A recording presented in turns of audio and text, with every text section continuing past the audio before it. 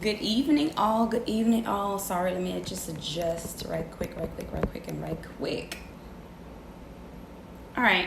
Good evening, family, friends, and followers of Coach Nioka. I am Nioka Stuckey. I am your self-love transformation coach, and I am your self-love ambassador and the face behind NiokaStuckey.com. So I just want to jump on really quick and have a quick conversation. A conversation about extracting limiting beliefs. You heard what I said, extracting limiting beliefs. And I pretty much just want to have I want to have a quick, candid conversation about limiting beliefs. Now, this conversation is the result of a conversation that I had with someone yesterday. And then, ironically, that same conversation, it rolled over into today. But it was with a totally different person.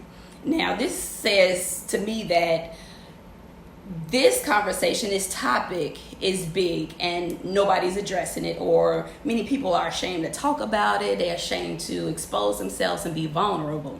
But what I am talking about is our self-esteem as people in general, as a man, as a woman, a child, just people in general, our self-esteem and dealing with who we are, personally dealing with where we stand and where we're placed in other people's lives, on other people's agendas, and everything involved in that. And how life and the intricate details of life can affect how we see ourselves and the importance of our existence.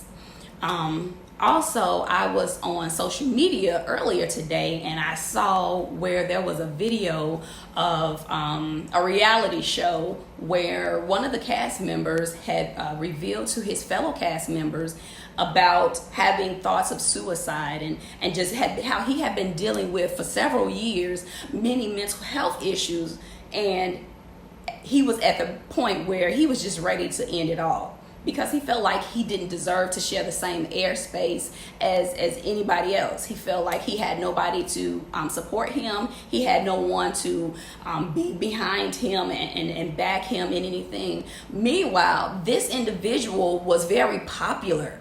He's very popular. He's financially set, and he's loved and well known by many people. But in his mind, he did not match up. He did not have the same credibility. He did not have the same value or the same self-worth as the rest of his cast members or anybody else in the world for that matter. And like I said, he was at the point where when he revealed this to his cast members, he was already ready to just end it all. He even shared that his plan and his intention, I guess, in that night's activities, whatever they were doing before he got to that area of the episode, he shared that his plan, his goal was to end it all.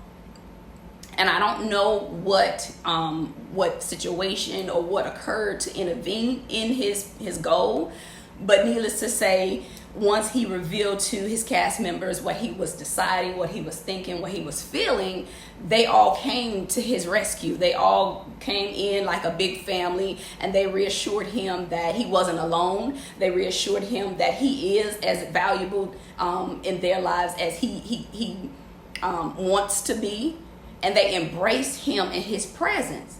So that little social media clip that I watched, in addition to the two very different conversations, but same conversations that I had with two totally different people, two totally different days, led me to just jump on right quick and just talk about this self-esteem thing, this self-love thing. Again, as I said, I am Nioka Stuckey. I am a self-love transformation coach as well as a self-love ambassador, and I do all things self-love. So I want to just right quick give 3 tips. I want to give 3 tips to improve your self-esteem. Now, I know many people might be thinking and saying, well, I don't need tips to, help, improve my self-esteem. I value myself. I value my self-worth, and I know who I am, blah, blah, blah. And I respect that you feel that way. I respect that you think that. However, this information may not be for you specifically. However, I'm 99% sure that there's someone someone that you're connected to who can benefit from what I am about to give. All right, so the first tip to improving your self-esteem is number one, take a self-esteem inventory. Oftentimes we go through day-to-day life dealing with life period, work, school, families, spouses, children, everything. We deal with everything that is thrown at us because we believe that that's our responsibility. And it is our responsibility. It is our responsibility to deal with, everything that we have taken on in life. But at the same time, we cannot allow those things to overcome us, to overwhelm us, and to become such a burden on us that we don't have time to sit down and digress, to sit down and just take in our moments or take in the day, and even take some time away. So one of the things that I personally has had to do time and time again is just sit down and take inventory of my self-esteem. And one of the ways that I did it, and I would suggest you do it as well, is to just get a piece of paper. And on one side of the paper, you write down your strengths, flip it over, and on the other side of the paper, you write down your weaknesses. In fact, I'll challenge you to write 10 strengths and 10 weaknesses. I know it sounds like a lot, but don't worry, because it's not a lot. When you sit down and you begin to think about, everything that has challenged your self-esteem, everything that has challenged your self-perspective, everything that has challenged who you are, it becomes easier to write down what you deem weaknesses and strengths. Now, when I ask you to do that, I'm not saying write down what you think how other people perceive your strengths or weaknesses to be. This isn't about anybody else. This is completely and totally about you. So you write down your 10 strengths and you flip the paper over and you write down your 10 weaknesses. Not what your friends say you're strong at, not what your family say you're weak at, not what ex relationships have forced you to believe or persuaded you to believe about your strengths or weaknesses, but what you individually think is believed to be your strengths and your weaknesses. And once you take an inventory of it, you now have a starting point, because you can't fix what you don't know. If you are not taking an inventory of your emotions, taking an inventory of your self-esteem, if you're not taking an inventory of who you believe you are, then you can't address any perceived flaws or weaknesses. So once you begin to take inventory, it's like putting it on paper. Like you can talk all day long about something, about plans and goals, but until you put it down on paper, the perception or the ability to see it through and work it out, it may not be as easy to do. So again, the first thing to do, the first tip I'm giving you to do to improve your self-esteem is take inventory of your self-esteem. Take a self-esteem inventory. All right? The next tip that I want to give to help you improve your self-esteem is to set realistic expectations. I'm just going to sit there right there. Set realistic expectations. Oftentimes we have this goal and the plan is wonderful, and we get so excited and so caught up in getting to the end of it that we set unrealistic expectations, and then we become overwhelmed by those expectations when we don't meet them. You can't. I used to always tell my daughter, you have to crawl before you walk. I mean, that's reality. You have to crawl before you walk. And unfortunately, we are in a society where everything is microwave. I don't mean the microwave appliance that you have in your kitchen. I mean, the society is like a microwave mentality. It's like everybody want to just wake up and be rich, wake up and be famous, wake up and have everything without going through the process. Because we set these unrealistic expectations, because we want this ginormous outcome from the start. But we have to start out with realistic expectations. And one of the things that I know is that nothing will kill a drive, nothing will kill a dream, nothing will kill something faster than an unrealistic expectation. I tell y'all about a time where I had unrealistic expectations. So I decided that I wanted to go back to school. I did. I got my undergrad degree, I got my graduate degree, and then I was like, okay, now I want to do my doctoral degree. But I didn't take into account all of the different prerequisites. Although I had my other degrees, and I was like, okay, well, I got this one and I got that one, so this next one should be a piece of cake. Y'all, can I tell y'all? I bit off so much more than I could chew. I bit off so much more than I could chew.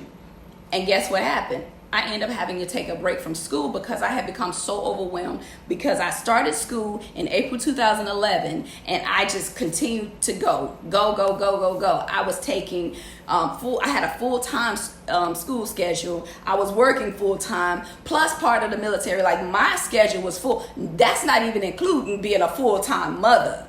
Like, that didn't include that. And I got overwhelmed. I created an unrealistic expectation, and essentially that caused me to have to pull back. However, we can overcome those unrealistic expectations when we write it down on paper. We write down your plan, like scripture says, write your plan, write the vision and make it plain. That's the purpose of it. You creating milestones, and that way you don't become overwhelmed with your entire project. All right. And even if they small, don't get it twisted. Even if you make small expectations, unrealistic expectations, it can still shatter you. It can still cause you to be overwhelmed and just totally out of your own clear headspace. So again, that second tip to improve your self-esteem is to set realistic expectations. Don't go out trying to buy Mercedes-Benz when all you can really afford is, the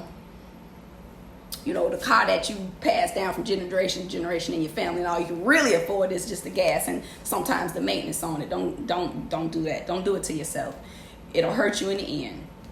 All right, and so the third tip that I want to give you all that will help you to improve your self-esteem is number 3: set aside perfection and grab a hold of accomplishments and mistakes. That's a big one that I had to learn myself. Set aside perfection and grab a hold to accomplishments and your mistakes. See, people try to do everything perfect the first time around. But even some of the greatest businessmen and women, i.e. Oprah Winfrey, Michael Jordan, Albert Einstein, even those people failed before they succeeded. That's why they was able to succeed, because of their failures. They failed in some areas, and then they was able to go back to the starting point and figure out what didn't go right, what did go right, and then start over again. But even as you're going through that process of starting over again and evaluating what you've already done, you have to celebrate your accomplishments and you have to acknowledge the mistakes. Again, in acknowledging the mistakes in the process, you now have a better foundation of how to move forward. Now you can create a better a better process with seamless transition. Because now you have one up against your competition. That's how I look at it. I have one up against my competition that has never failed, that hasn't failed yet. I failed. Now I know how to fix my failure, or the area in which, not a failure, but the area in which I learned something not to do. Now I have this different set of knowledge, and now I have one up on the person that is competing with me or against me. You know what I'm saying? So set aside the perfection. And let me tell you something. Nothing in this world is perfect. Stop striving to be perfect, because it'll never happen. You might want that perfect look. You want that perfect voice. You want that perfect speech. You want that perfect grade. And I get it. We all want to be perfect. We all want our plans to happen exactly how we put it down. But in all honesty, we've got to understand that there's going to be some failures along the way. But embrace those failures, embrace those opportunities to improve, embrace those opportunities to get better, embrace those opportunities for growth and development. Don't look at it as a failure.